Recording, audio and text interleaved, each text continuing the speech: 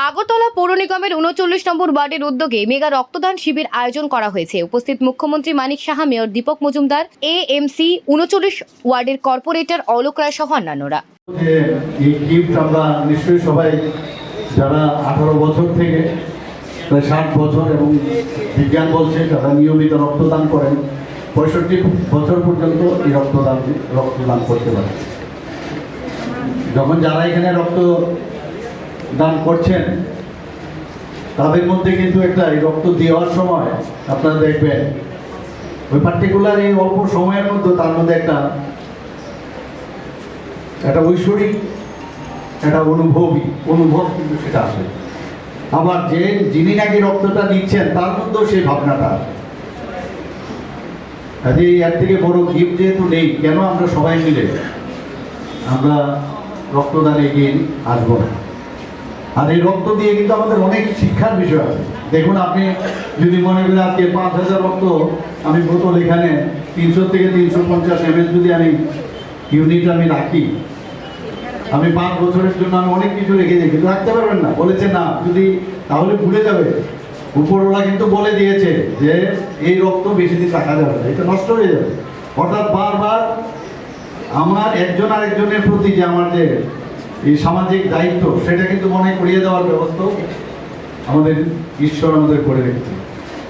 যে এই কারণেই যে ব্যালেন্স, যে মানে ডিমান্ড আর সাপ্লাই, তার মধ্যে সমতা রাখার যে বিষয়টা, যে প্রকৃতির নিয়মই কিন্তু সেটাও বারবার আমাদের স্মরণ করিয়ে দেয়। আমরা মাঝে মাঝে জাত পাত ইত্যাদি নিয়ে আমরা অনেক সময় কথা বলি। আজকে এখানে কে মুসলিম, কে খ্রিস্টান, কে শিখ, কে হিন্দু, কার বয়স 18 আর কার বয়স 60, এগুলো কিন্তু এই রক্তের মাধ্যমে কিন্তু কিছুই বোঝা যায়। অর্থাৎ আমরা এই যে আমরা সবাই এটাও কিন্তু রক্তের মাধ্যমে আমাদের জানা। কাজে অনেক কিছু শেখার আছে আমাদের। এবং এই আমরা আজকে যাই খাই, আমাদের শরীরে প্রোটিন, কার্বোহাইড্রেট, এসেন্সিয়াল যে ফুডের এলিমেন্টগুলো আছে, আমরা যাই খাই রক্তের মাধ্যমে শরীরে প্রতিটা কোষে যায়। কাজে এটাও কিন্তু একটা বিকেল। মাঝখানে আপনারা দেখেছেন যে এখানে রাস্তায় আমাদের রেলের মাধ্যমে পেট্রোলের সমস্যা হচ্ছিল। তো পেট্রোল যেহেতু সমস্যা হচ্ছে, তো এই যে ট্রান্সপোর্টেশনের যে বিষয়, রাস্তাও যদি বন্ধ হয়, শরীরের মধ্যেও যদি এই ট্রান্সপোর্টেশনের বিষয় যে ব্লাডের মাধ্যমে, যেটা এই যে আমরা যে এসেন্সিয়াল যে ফুডগুলো সমস্ত কোষে পৌঁছে যাওয়ার জন্য যদি এটা ব্যাহত হয়, তাহলে শরীরও দুর্বল হয়ে যাবে। তো সেটাও কিন্তু আমাদের মাঝে মাঝে তার সাথেও আমরা তুলনা করতে পারি। এটা খুব ইম্পর্ট্যান্ট আমার মনে হয় যে আমরা সবাই মিলে, এবং এর থেকে বড় সামাজিক দায়িত্ব আমার মনে হয়, এর থেকে বড় সামাজিক দায়িত্ব আর নেই। প্রায়শই আমরা সবসময় বলি যে আমরা বিভিন্ন সময় শিক্ষাদান থেকে আরম্ভ করে, বস্ত্রদান থেকে আরম্ভ করে আমরা সব ধরনের দান আমরা করি, কিন্তু রক্তদানের মতো মহৎ দান আর কিচ্ছু হতে পারে। তার সাবস্টিটিউটও ওই যেটা বললাম যে ঈশ্বর তার নিজের হাতে রেখেছে, যে এইটাকে আবিষ্কার করতে দেবো না। বৈজ্ঞানিকরা এখন নানাভাবে চেষ্টা করছে, অনেক কিছু আবিষ্কার হয়, কিন্তু রক্ত কিন্তু আবিষ্কার করতে পারে না। যে মানুষের জন্য সেটা বারবার মনে করিয়ে দেওয়ার জন্য এটা ওনার নিজের হাতে রেখেছেন।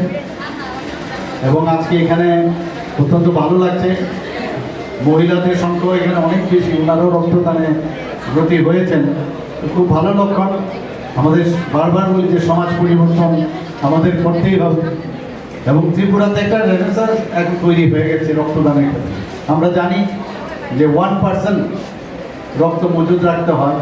তো ত্রিপুরার যদি 40 লক্ষ এখন পপুলেশন হয়, 1% প্রায় 40,000 ইউনিট আমাদের প্রতি বছর আমাদের রাখতে হবে। এবং গত 2023 সেইখানে আমরা দেখেছি প্রায় 40,000-এর মতো বোতল আমার মানে সেই ইউনিট আমাদের মজুদ ছিল এই রক্তদানের মাধ্যমে। এবং আমি বলবো যে এবারও যেটা আমরা করছি সেটাও বজায় থাকবে। এবং এখানে আজকের এই মহৎ অনুষ্ঠানে যারাই উপস্থিত আছেন সবাইকে আমি আবার ধন্যবাদ জানিয়ে এখানে ডাক্তারবাবুরা এসছেন, টিএমসি থেকে এসছেন রক্ত সংগ্রহ করার জন্য, অত্যন্ত ভালো জিনিস। এবং আমরা জানি যে রক্তের 4টা গ্রুপ আছে, এবিও এবং এবি, এবং তার ফ্যাক্টরও আছে, RS factor, RS positive, RS negative. Negative রক্তের 15% টোটাল পপুলেশনের থাকে। তাতে সব ধরনের রক্ত যখন ব্লাড ব্যাঙ্কে থাকবে, যখন এনিমিক পেশেন্ট বা অস্ত্রোপচারের সময় যখন রক্তের প্রয়োজন বা কোনো আঘাতজনিত কারণে রক্তর সমস্যা হচ্ছে, যারা ডেলিভারির সময় বা সিজারিয়ান টাইমে যখন রক্তের প্রয়োজন, যখন রক্তের ভাণ্ডারে যখন রক্ত থাকে, তাদের জন্য ইজি গোয়িং হয়। তো সেই কথাটা মাথায় রেখে আমি সবাইকে আবার এখানে ধন্যবাদ জানিয়ে আমি আমার বক্তব্য শেষ করছি।